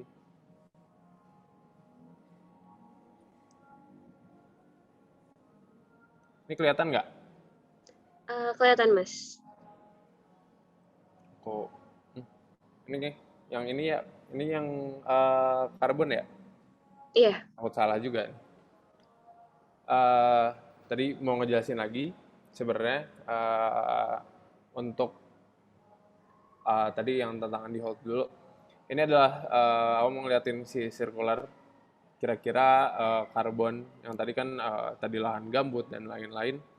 Kira-kira gimana sih sirkulasinya? Pertama ya akhirnya simpelnya adalah si karbon diserap sama pohon, terus ditransfer ke tanah. Perputarannya sebenarnya kayak gitu aja. Tapi yang tantangan di Indonesia adalah pembukaan lahan yang akhirnya si pohon buat nyerapnya yang udah gede-gede, yang udah kuat-kuat tuh akhirnya ditebang, diganti jadi malah jadi industri yang ngeluarin karbon lagi banyak, atau misalnya jadi penanaman yang akhirnya harus ngeluarin karbon lagi. Coba aku mau next dulu ke sini. Mana ya? Ini nih. Ini semua adalah salah satu penyumbang karbon kita. Ini yang nomor satu ya akhirnya kita harus belajar, tapi sisanya ini adalah penyumbang karbon kita. Bisa lihat kedua, internet. Internet butuh 2/3 kita satuin. Jadi untuk energi, semua yang kita pakai, mungkin di sini juga ada yang sambil ngecas laptop, ngecas handphone, colok Bluetooth speaker, atau misalnya AirPods-nya, itu kan semuanya harus dicas. Nah itu harus yang harus kita reduce tuh. Tapi keinginannya, eagerness-nya untuk ngelakuin itu kan kadang malah jadi tantangan untuk diri sendiri. Aduh, kayaknya gue nggak mau orang-orang lain denger. Jadi gue pakai AirPods sendiri sementara harus dicas. Itu taking another energy lagi yang akhirnya mengeluarkan karbon emisi lagi. Itu salah satu konsepnya. Terus gue nggak mau, kayak misalnya gue lebih memilih pakai power bank dulu dari colokan listrik ke power bank ke HP daripada HP langsung ke stop kontak mungkin. Itu kan harus ada 2 jalur nih yang ada nge-reduce listriknya. Itu malah jadi jadi tantangan baru lagi. Terus shopping nih. Kalau misalnya sekarang lihat misalnya kita pakai pop culture deh ya, kita pakai TikTok nih misalnya. Di TikTok kan segala macam ada thrifting dong, atau misalnya apa. Gue nggak akhirnya support, nggak full malah ngiklanin thrifting, tapi thrifting adalah salah satu metode untuk mengurangi si carbon footprint atau jejak karbon kalian sendiri, daripada akhirnya harus ke industri-industri instan yang kalian ngeluarin punya jejak karbon yang lebih besar. Ya, menurut aku mending thrifting sekalian. Lanjut ke makanan. Makanan harus dilihat juga, ini kira-kira produsen makanan. Emang jujur kalau misalnya dibilang tentang makanan, net zero atau misalnya low carbon lifestyle emang agak lebih mahal. Kenapa? Karena susah. Untuk Indonesia sendiri masih belum siap lah. Kalau misalnya untuk gue pengen makanan gua yang sustainable, yang low carbon, itu masih agak susah. Karena balik lagi, pun mungkin ada yang pernah nonton Cowspiracy-nya Netflix. Mungkin jadi ya industri peternakan daging adalah salah satu penyumbang karbon terbesar, walaupun disusulnya sama industri sayur-sayuran juga. Karena ya pertama airnya harus pakai ya misalnya pompa dan lain-lain pakai karbon lagi, ngasih makannya harus pakai ngangkut rumput pakai mobil, terus kalau misalnya sapi katanya gas metananya kenceng banget yang akhirnya jadi GHG gas, jadi gas rumah kaca lagi dan lain-lain. Tapi ini kalau makanan memang itu paling berat sih, kayak mungkin kalau misalnya udah ada yang vegan dan udah ngerti mungkin udah gampang, tapi kalau misalnya saya sendiri yang meat eater nih kayak agak susah nih. Terus travel kayak kan agak mungkin kalau di Bandung sih kayak rapid transportation masih agak susah. Tapi kalau misalnya di Jakarta coba pakai kayak misalnya yang umum, kendaraan umum, daripada akhirnya pakai yang sendiri nih, akhirnya pakai mobil atau motor sendiri. Tantangannya apa? Ya akhirnya harus nunggu, mungkin susah untuk on time dan lain-lainnya, itu harus jadi tantangan sendiri. Selanjutnya lifestyle seperti gimana kamu masak, gimana konsumsi kopi kamu tiap hari, kan sekarang dikit-dikit ngopi, itu salah satu yang berkaitan juga. Terus gimana kalian 3R, reduce, reuse, recycle, dan juga lama kalian mandi juga ngaruh banget tuh gimana emisi karbon. Jadi untuk tantangan untuk personalnya sih harus meninjau balik gimana lifestyle kalian yang mungkin akhirnya tindakan-tindakan kecil bisa membantu untuk mitigate climate change gitu. Paling gitu dulu aja. Oke Mas, mungkin sebenarnya aku masih penasaran sih Mas tentang gimana sih cara ngitung carbon footprint kita itu sendiri yang simple gitu Mas. Ya, jadi kita bisa tahu gitu. Oke. Aku share lagi deh. Wait. Nah, kok selesai? Ini gue nih. Ini aku ini. Jadi buat sekarang ini suara aku kedengeran kan? Takutnya lupa nyalain. Masuk Mas Ari, aman. Buat sekarang udah banyak banget provider buat akhirnya kira-kira menghitung seberapa besar sih penggunaan karbon emisi kalian. Kayak tinggal di search karbon kalkulator itu udah keluar semua. Udah ada yang lengkap, ini termasuk lengkap nih. Kalau nggak salah dari mana ya?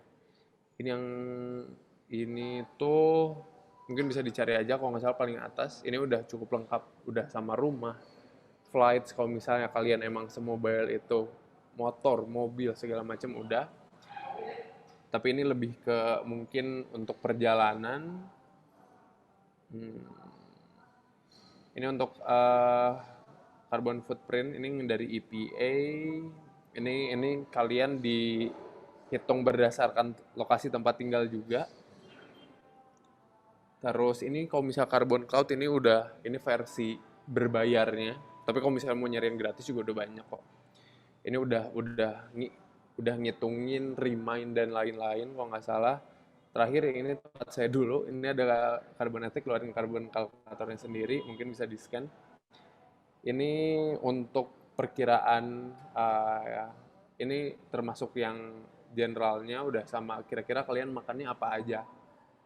Kalian sering makan daging atau enggak, dihitungnya sudah berdasarkan itu, gimana lifestyle, misalnya penggunaan listrik dan lain-lain itu udah semua. Tapi mostly sih udah banyak buat kalau kalian udah mulai starting untuk aware dan mulai net zero, kayak ini ada personal carbon calculator. Selain itu juga ada plastik calculator itu udah ngitung juga. Terus udah ada info-info gimana to reduce emission at home, juga at office udah ada, tinggal dicari. Sekarang informasi udah berseliweran. Mungkin buat sekarang informasi itu dulu deh ya dari aku. Jadi sebenarnya udah segampang itu buat helping to mitigate, untuk karena apa ya, aku ngeliat ini bakal jadi lifestyle yang bakal gencar di next-nya sih. Kayak misalnya di 2025 Indonesia mulai pajak karbon, mungkin hitung-hitungannya udah bakal repot, tapi mungkin kalau misalnya buat orang-orang yang udah start dari sekarang udah mulai terbiasa, nanti kayak dikit-dikit udah cabut, jadi pas tagihan kayak misalnya mungkin di sini ada beberapa orang yang udah bayar pajak, mungkin kan kadang beli ini tiba-tiba kok pajak gue segini. Mungkin kalau misalnya nanti gue kayak misalnya nyolok listrik sini, nyolok sini, cabut-cabut pakai mobil santai-santai, tiba-tiba kok pajaknya gede. Jangan-jangan mungkin suatu saat bakal kayak gitu. Jadi mudah-mudahan bisa dipersiapkan dari sekarang. Gitu sih. Oh, menarik banget ya teman-teman. Kalau memang nanti nyatanya bisa dihitung pajak dari karbon, kayaknya juga bisa salah satu upaya mengurangi emisi banget sih Mas, bener banget. Mungkin sekarang aku mau ke Mbak Ari nih, ngomongin tentang masalah juga, tentang masalah dan tantangan juga nih Mbak. Mungkin bagi teman-teman yang punya background di teknik perminyakan ataupun yang berhubungan dengan fosil energi lainnya, mulai ada kekhawatiran nih Mbak, karena takut industri fosil energi akan dihentikan karena mengurangi emisi karbon. Tapi menurut pandangan dari Mbak Ari nih, tentang existing dari industri fosil energi itu akan tetap ada nggak sih? Atau akan 100%-nya beralih ke renewable energy? Mungkin gimana nih Mbak kalau dari Mbak Ari? Industri batubara atau fosil lainnya secara keseluruhan ada di sunset, apa ya bilangnya, sunset udah menurun, dan memang sudah diserukan untuk pengurangan secara besar-besaran. Tapi bukan berarti akan nol gitu, akan nggak ada, pasti ada beberapa yang masih melakukan itu karena kebutuhan manusia juga. Tapi memang ekspansinya akan berkurang, sangat berkurang. Apalagi sekarang pendanaan untuk fosil dan oil lainnya akan berkurang itu. Tapi kayak untuk teman-teman sebenarnya green energy atau renewable energy lainnya itu sangat membutuhkan loh, banyak sekali profesional di bidang teknik. Jadi tentunya akan banyak berbagai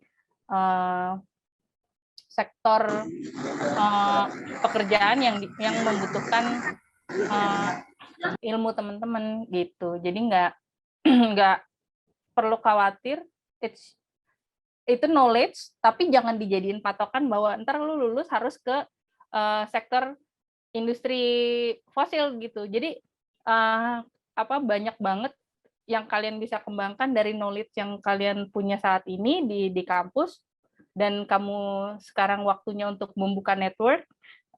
Tentunya misalnya dari internnya kamu udah punya nih fokus internnya kemana. Jadi internnya misalnya ke beberapa magang ke beberapa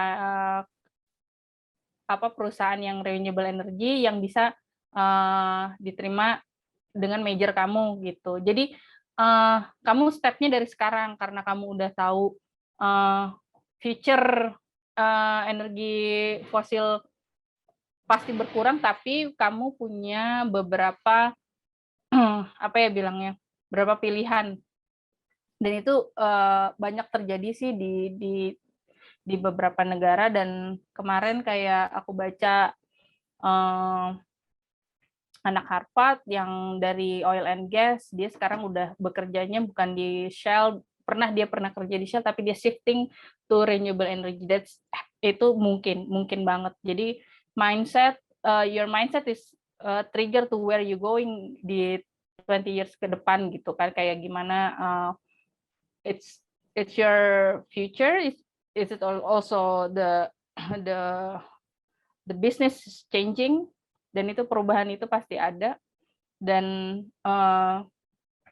mungkin bertahap. Jadi ini akan bertahap dan bertahap itu secepat apa tergantung dari teman-teman lainnya, apakah teman-teman semua apakah ini mau ke bumi yang lebih baik atau enggak gitu. Jadi banyak banget nanti green energy itu membutuhkan banyak sumber-sumber ilmu dan banyak pertimbangan mungkin di dunia non-profit juga, terus pemasangan dari solar panel atau beberapa ilmu lainnya juga membutuhkan itu.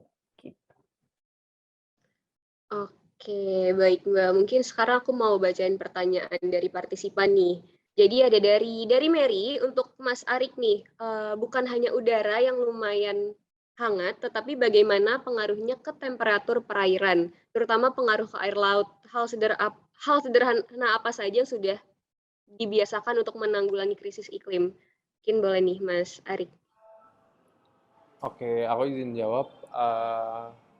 Sekarang kan konsepnya bumi sekarang gara-gara karbon dan semua greenhouse gases-nya udah mantul nih si panasnya. Jadi pertama mungkin faktornya karena itu, karena si heat-nya terperangkap di bumi, akhirnya termasuk si permukaan air juga akhirnya memanas. Buat itu sendiri, sebenarnya worry sih. Ya, baik lagi laut punya cara sendiri buat menetralkan lagi si impact itu. Ada yang namanya untuk laut sendiri itu ada namanya ocean belt conveyor. Itu yang benar-benar ngobok air laut biar si suhunya stabil. Diputerin lagi ke atas, ke kutub biar dingin, terus akhirnya balik lagi ke ekuator biar nganget lagi. Itu udah ada arusnya sendiri. Tapi baik lagi, semakin parah si climate change, climate crisis ini bisa ngerubah nih. Jangan sampai gara-gara udah panas banget karena orang semua bodoh amat, yang harusnya ke kutub didinginin tapi nggak ngerubah apapun. Lama-lama karena mungkin boleh ada yang kepo boleh search, ada sedikit perubahan di ocean conveyor belt itu gara-gara si climate crisis yang bikin rutenya berubah. Jadi biasanya itu ngaruh juga ke binatang-binatang nih, kayak biasanya mungkin di bulan-bulan ini, kayak misalnya di Raja Ampat. Jadi sempat ada kasus di mana yang aku tahu di Raja Ampat sama Bali ada kasus di mana di 1 bulan di mana orang semua ke Raja Ampat buat lihat ikan pari itu mantare, pas ke sana kosong. Diganti lagi. Ada kasus juga di Nusa Penida yang biasanya ikannya ya ikan-ikan gede cuma kayak misalnya paling hiu paus atau misalnya manta, tiba-tiba ada great white shark nih yang di Jaws itu nih. Itu salah satu faktor climate change yang nggak semua orang aware gitu. Perubahan tempat-tempat yang kayak gitu, perubahan yang harusnya tatanannya udah yang bertahun-tahun gini, tapi karena panasnya udah nggak kekontrol, lama-lama ngerubahnya kok acak-acakan gitu sih. Jadi, tapi kalau misalnya buat sekarang untuk permasalahan pemanasan suhu permukaan laut, belum ada solusi yang man-made gitu, belum ada sih sampai sekarang. Paling gitu. Oke, baik Mas, terima kasih. Sebenarnya waktu kita tinggal 5 menit lagi nih Mbak dan Mas. Mungkin kalau misalkan ditambah sekitar 10 menit lagi gimana nih Mas Mbak? Masih sanggup nggak untuk menjawab pertanyaan-pertanyaan? Oke, siap. Sekarang ada pertanyaan dari Yusran Matar, Politeknik Pertanian Negeri Pangkep. Pertanyaannya kayak gini, gimana caranya nanggapin perkataan orang-orang yang selalu bilang, ngapain sih kamu ribet-ribet hidup kayak gitu, selalu ngurusin sampah, urusin lingkungan, oh cuma kamu sendiri yang kayak gitu, jadi percuma aja. Nah, gimana nih kalau dari Mbak Ari nih? Karena memang banyak sih Mbak Mas yang ngomong kayak gitu. Menarik. Ah, ini cobaan, ya cobaan. Nggak, apa? Nanggepinnya apa ya? Kita harus tetap ngelakuin pertama. Sepositif ya. Pertama positif bahwa mereka ngelihat nih kamu melakukan apa, gitu kan? Mendingin ditegur terus daripada dicuekin. Bodoh amat nih orang ngelakuin apa. Itu kan kayak lu nggak di notice gitu kan. Ketika lu ditanya, lu harus punya kesempatan kan untuk ngejawab. Itu positif way ya. Jadi apa namanya? Oke, ada yang notice terus bilang ngapain sih ribet-ribet? Ya ngapain juga Bapak ribet-ribet nanya gitu kan. Kalau misalnya mau ini ini buat hidup kita gitu, hidup saya, terus kita punya masih masa depan lagi, terus apa ya bilangnya orang-orang kayak gini tuh ngurusin lingkungan itu yang ngurusin hidup kita nih kayak keluargaku misalnya. Ngapain sih lo kerja di NGO mikirin lingkungan, lu jadi PNS aja gitu kan, yang ini terus atau kerja di bank gitu. Aku punya jawaban sendiri karena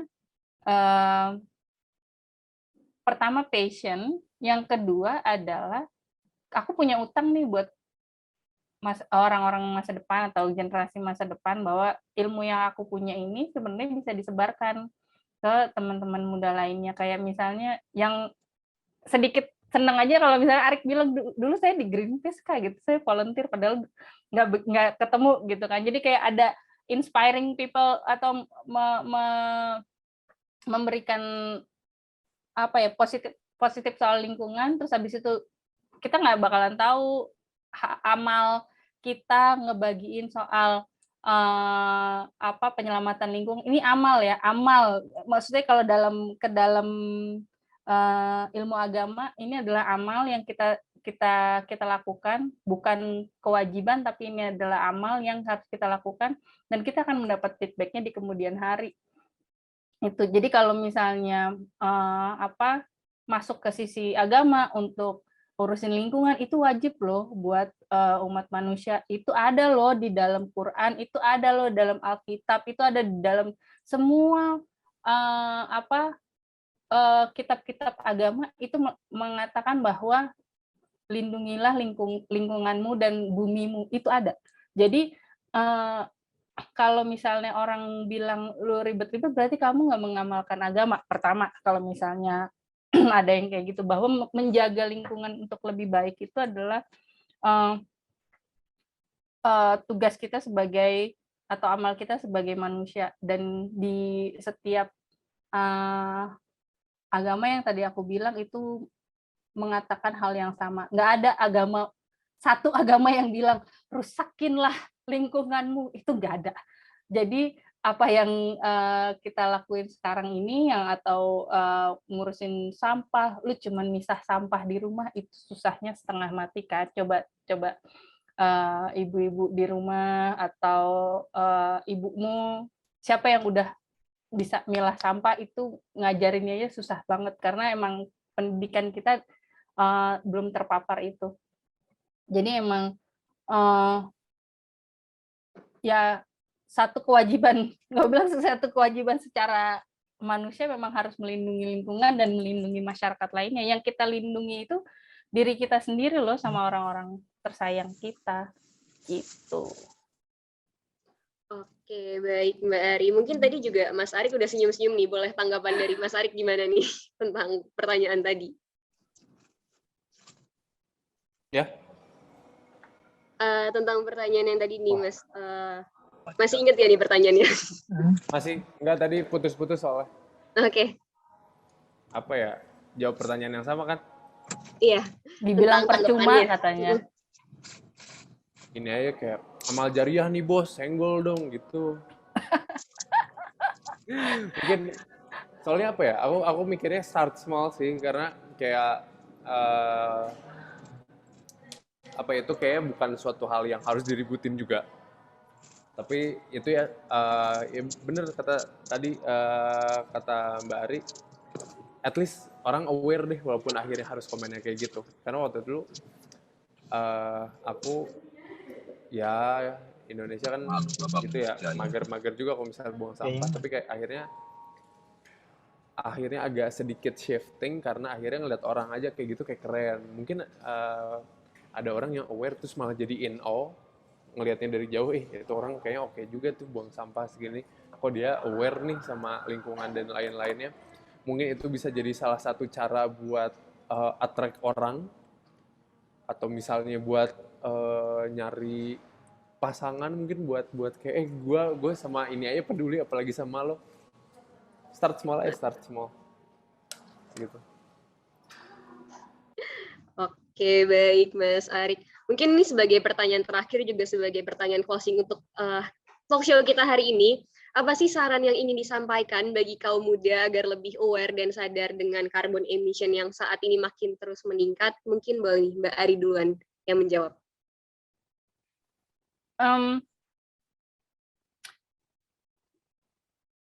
Untuk makin aware banyak, tentunya sekarang pemberitaan atau sosial media alhamdulillahnya sudah banyak membicarakan soal krisis iklim. Sampai teman kamu, misalnya circle kamu nggak ada yang ngomongin soal perubahan iklim, coba cari teman baru yang lainnya. Karena itu adalah topik utama yang harus didengarkan setiap insan Gen Z dan milenial. Kalau teman-teman kamu masih yang hura-hura, coba ganti deh. Gitu. Karena ini sangat apa ya? Nantinya akan ada di habit kita semua, di kehidupan kita sendiri, di teman-teman ntar 10 tahun, 20 tahun ke depan, udah masanya Arik, udah masanya Fidel, udah masanya yang lain-lain untuk menyuarakan hal yang sama. Mungkin 20 tahun lagi gue nggak tahu, masih muda insya Allah. Terus menyebarkannya juga bukan ke temen aja, tapi ke orang tua, ke banyak tetangga. Mungkin itu tantangan terbesar untuk Gen Z dan milenial yang udah sadar. Dan ketika menerapkan di rumah, menerapkan di lingkungan itu agak sulit. Jadi pertama patient dan sabar, karena ini harus dimilikin ke Gen Z karena kalian punya power besar banget. Dan di Indonesia populasi kalian adalah yang terbesar. Ketika nanti di 2024 udah mau ada pemilihan presiden lagi, walaupun katanya mau ditunda, tapi kalau misalnya ada, kalian adalah populasi yang terbesar yang akan memastikan pemimpin ke depan Indonesia peduli apa enggak tentang krisis iklim dan lingkungan. Bukan cuma krisis iklim dan lingkungan, apakah pemimpin Indonesia ke depan peduli enggak sama masa depan kalian gitu. Jadi kekuatan anak muda ini sangat penting, dan kita harus saling menghargai. Misalnya, ada yang baru mulai mulai ke sustainable living, ada yang baru mulai baru misah sampah, ada yang baru mulai bisa naik sepeda. Saling menghargai apa yang dilakukan teman-teman di sekeliling, dan tadi step-step kecil-kecil dari teman-teman itu harus saling menghargai dan saling mendukung. Karena kolaboratif di setiap level teman-teman ini akan memperkaya dan meningkatkan awareness di teman-teman yang lainnya. Baik yang teman-teman udah ngerti banget sampai yang enggak, itu harus ada kolaboratifnya. Gitu. Setuju banget sih sama pernyataan dari Mbak Ari. Mungkin ada pertanyaan buat Mbak Ari terakhir lagi nih Mbak. Sebenarnya aku pengen nanya nih, kira-kira ada kesempatan nggak sih Mbak untuk mahasiswa untuk ikut kontribusi di Indonesia Cerah itu sendiri Mbak? Gimana nih Mbak? Tentu. Soalnya Indonesia Cerah karena kita komunikasi strategi, dan butuh banget apa ya pandangan-pandangan teman-teman muda. Kita juga buka intern buat teman-teman muda. Jadi di Indonesia Cerah ini ada Desk Climate, itu saya. Ada di Desk Renewable Energy, dan juga ada desk tentang transparansi. Jadi ada 3 desk, dan ada juga desk research, ada yang research. Dan itu ada 4 desk ini kita bisa meng-hire teman-teman intern gitu. Dan karena ini kita komunikasi, jangan takut, karena ada beberapa intern yang sekarang jadi staff itu anak teknik, karena itu penting banget. Banyak anak teknik yang kita orang komunikasi, atau sebagian teman-teman aku nih wartawan di Indonesia Cerah, jadi banyak diskusi karena tekniknya kan nggak begitu paham di kita gitu, jadi ya lebih banyak diskusi. Jadi intern aku dulu anak teknik ada 2 orang gitu, dan sekarang ada yang jadi staff teknik lingkungan gitu. Wah, kayaknya aku mulai tertarik juga nih Mbak, kayaknya untuk intern di Yayasan Cerah. Boleh banget Mbak, nanti kayaknya aku bisa japri ya Mbak. Iya. Oke, mungkin terakhir ke Mas Arik nih, sarannya dari Mas Arik yang mau disampaikan ke kaum muda agar lebih aware apa nih Mas? Pertama, ini sih, knowledge is never boundaries. Jadi jangan kayak gue base-nya di dasar ilmu ini, tetap aja kejar atau cari sejauh-jauhnya.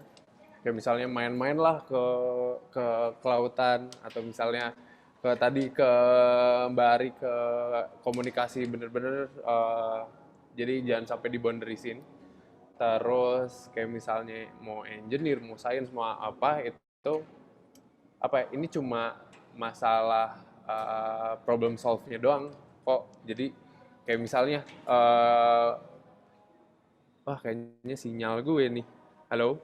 Masih aman Mas Arik, masih kedengeran? Ada suaranya nggak sih? Masih ada. Oke. Jadi jangan khawatir, banyak opportunity, banyak banget. Ini sebelum ke aware ya. Dan jangan khawatir, jadi di konservasi itu uangnya kenceng loh. Jangan khawatir kayak gue target gue di petrol gini nih, di konservasi kayaknya, di NGO atau konservasi kayaknya ribet atau misalnya kurang. Enggak gitu pertama. Jadi jangan khawatir, konservasi itu kenceng. Terus selanjutnya kayak misalnya aware. Buat aware emang mungkin pertama harus dari diri sendiri dulu. Raise your kayak empathy. Jalan-jalan biar tahu kalau bumi kita tuh bagus, tapi sedang tidak baik-baik saja. Karena ya itu bumi itu punya biocapacity-nya sendiri loh. Kayak a planet nih, bumi sebagai sebuah planet, kalau misalnya terus kayak push to the edge, kalau terus terpojokkan, pasti akhirnya turn on us juga. Jadi jangan sampai kita nunggu sampai hal itu terjadi. Jangan sampai film 2012 kejadian beneran.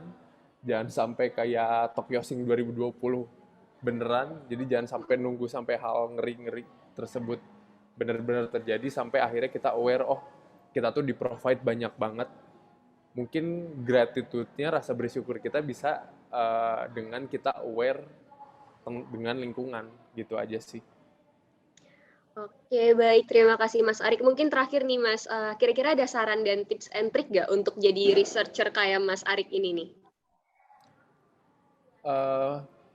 Researcher nggak total nerd kok, nggak total jurnal atau misalnya baca ini baca itu, nggak total gitu. Kayak aku juga bukan yang cum laude atau misalnya yang apa.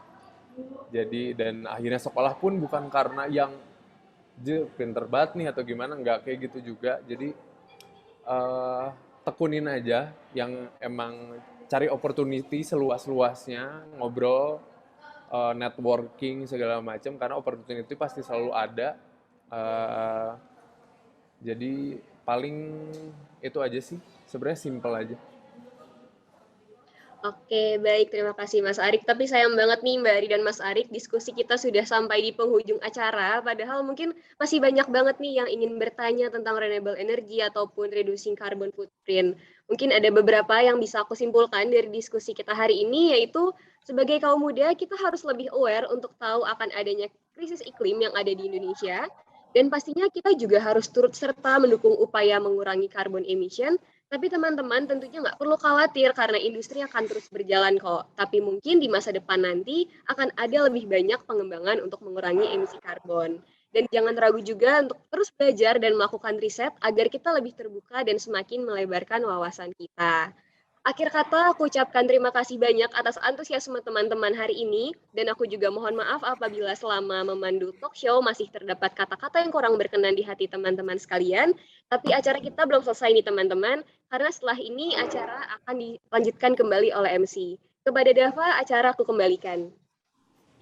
All right, thanks Fidel for leading the talk show session. What an amazing session it was. I could see the enthusiasm from the participants. But unfortunately, we have reached our time duration, even in the middle of our exciting talk show. And we must continue to the next agenda. And we're moving to the appreciation session for our amazing speakers, Ms. Ari and Mr. Arik, who will already give us so much insights and knowledge. The appreciation will be given by Giovanni Judi Barzun as the president of SPE Universitas Pertamina Student Chapter. The first memento will be given to Ms. Ari Rostika Utami. To Barry, the time is yours. Okay. Thank you, Dava, for the time. Hello, Mbak Ari. Thank you very much, Mbak Ari, for the discussion today. There are so many insights that we shared by Mbak Ari, and also the information about the intern opportunity. And hopefully all the attendees today can be more aware about our environment. We can start from small steps, like Mbak Ari said. So as a gratitude to Mbak Ari, on behalf of SPE FSC, I would like to give a memento in the form of placard. And hopefully this placard can be a symbol of our collaboration. And I'm so looking forward for another project with Mbak Ari. Thank you. Thank you for inviting me, inviting Indonesia Cerah. Aku udah nyampe ininya. Okay. Thank you. All right, thank you, Barry, for giving the appreciation. And thank you for Ms. Ari already giving a great session. Maybe we can take a picture first with Ms. Ari. For the company, please help me with the photo. Okay, count on 3. 1, 2, 3. Okay, thank you. All right, thank you. And the last one, Mr. Ms. Ari, how is your final impression with today's talk show? You can deliver it on Bahasa or English. Okay, thank you, Pak. Hello, Mas Arik. Thank you as well to Mas Arik. Thank you very much for the discussion today. There are so many insights in this year. I personally just know about the carbon footprint calculator, so thank you so much, Mas Arik, for the information. And hopefully, the attendees today can be more about our environment. Like Mas Arik expressed, we can start from a small place like our circle or our tongkrongan to be more aware. So as a gratitude to Mas Arik on behalf of SPFSC, I would like to give a memento in a form of placard. Hopefully this placard can be our symbol of our collaboration, and I'm so looking forward for another project with Mas Arik. Thank you. All right, thank you, Barry, for the appreciation. So sorry for the inconvenience. So maybe we can take back to Ms. Ari. So maybe you can tell me how is your final impression with today's talk show. You can deliver it in Bahasa or English. Aku. Oke. Yes, please. Terima kasih undangannya, dan aku juga ngelihat dari pesertanya stabil ya di atas 190, nice di hari Minggu, dan semoga banyak isu-isu lainnya dan banyak organisasi lainnya yang bisa saling bekerja sama dengan SP. All right, thank you, Ms. Ari, for giving feedbacks for today's event. So maybe for the next agenda is we need to take a picture with Mr. Arik, and with comedy, please help me with the photo. Okay, count on 3. 1, 2, 3. Okay, thank you. So sorry, aku lagi di Sukabumi, plakatnya ketinggalan. All right, that's all right, Mas. So maybe Mas Arik, how is your final impression for Futuristic 4.0? Ini benar-benar a great platform ya buat belajar. Terima kasih buat SPE atas udah mengkoordinir acara ini, udah menghadirkan saya, udah ngenalin saya sama Mbak Ari dan sama semua orang yang ada di sini. Terima kasih. Sore yang baik. Mudah-mudahan kita bisa tukar insight dan hit me, aku ada di LinkedIn di Ari Kalingga. Thank you. Right, thanks a lot, Mr. Arik, for your kind feedbacks. So now this second photo session for all the participants, please open your camera. For the company, once again, please help me with the photo. Okay, guys, photo session. Please open your camera. Okay, I will wait maybe 1 minute or 2 minutes. Okay, guys, come.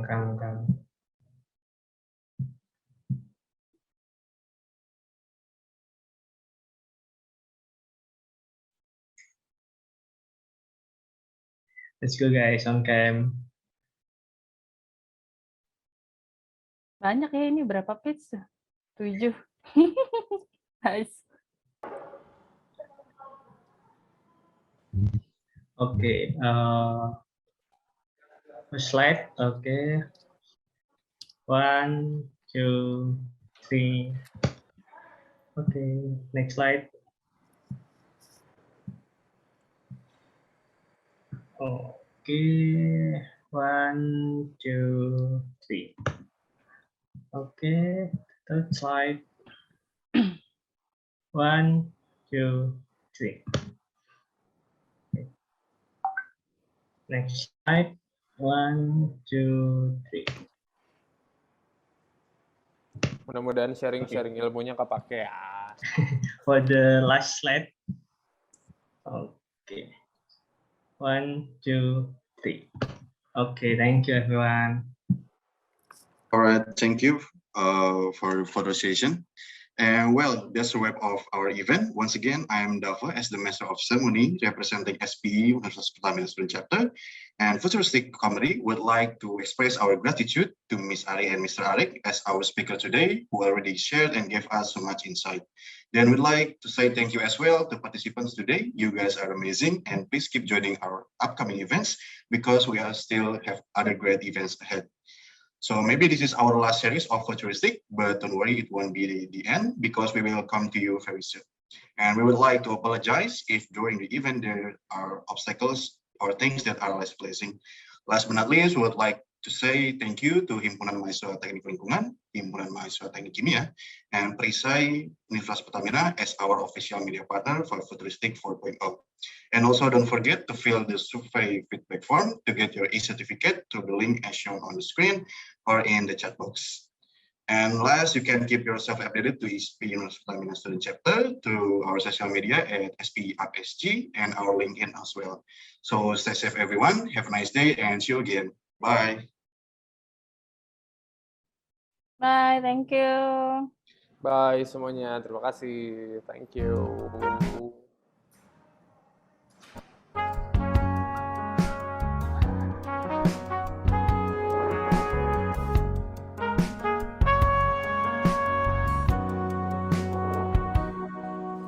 Perjalanan membawamu bertemu denganku, ku bertemu kamu. Sepertimu yang ku cari, konon aku juga seperti yang kau cari. Ku kira kita asam dan garam, dan kita bertemu di belanga. Kisah yang ternyata tak seindah itu.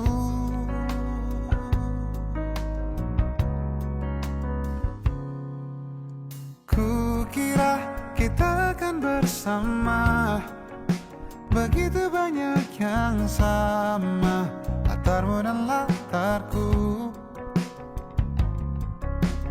Ku kira takkan ada kendala, ku kira ini kan mudah. Kau aku jadi kita. Kasih sayangmu membekas, redam kini sudah pijar istimewa.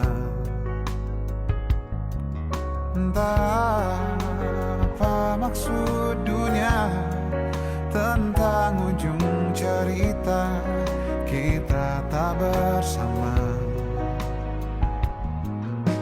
Semoga rindu ini menghilang, konon katanya waktu sembuhkan. Akan adakah lagi yang sepertimu? Kukira kita akan bersama, begitu banyak yang sama, latarmu dan latarku. Kukira takkan ada kendala, kukira ini kan mudah, kau aku jadi kita. Kau melanjutkan perjalananmu, ku melanjutkan perjalananku.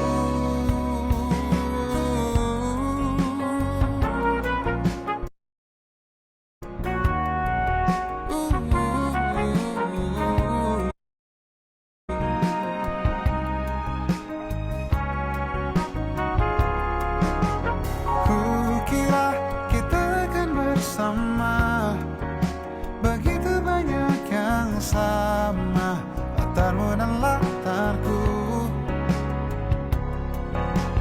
Kukira takkan ada kendala, kukira ini kan mudah, kau aku jadi kita. Kukira kita akan bersama.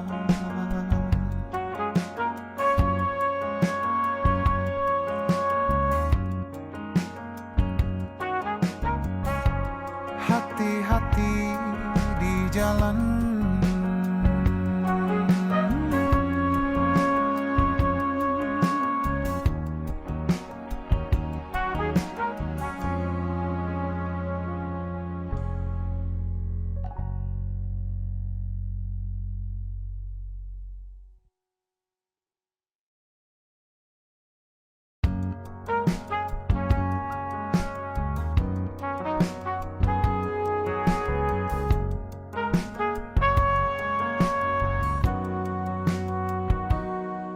perjalanan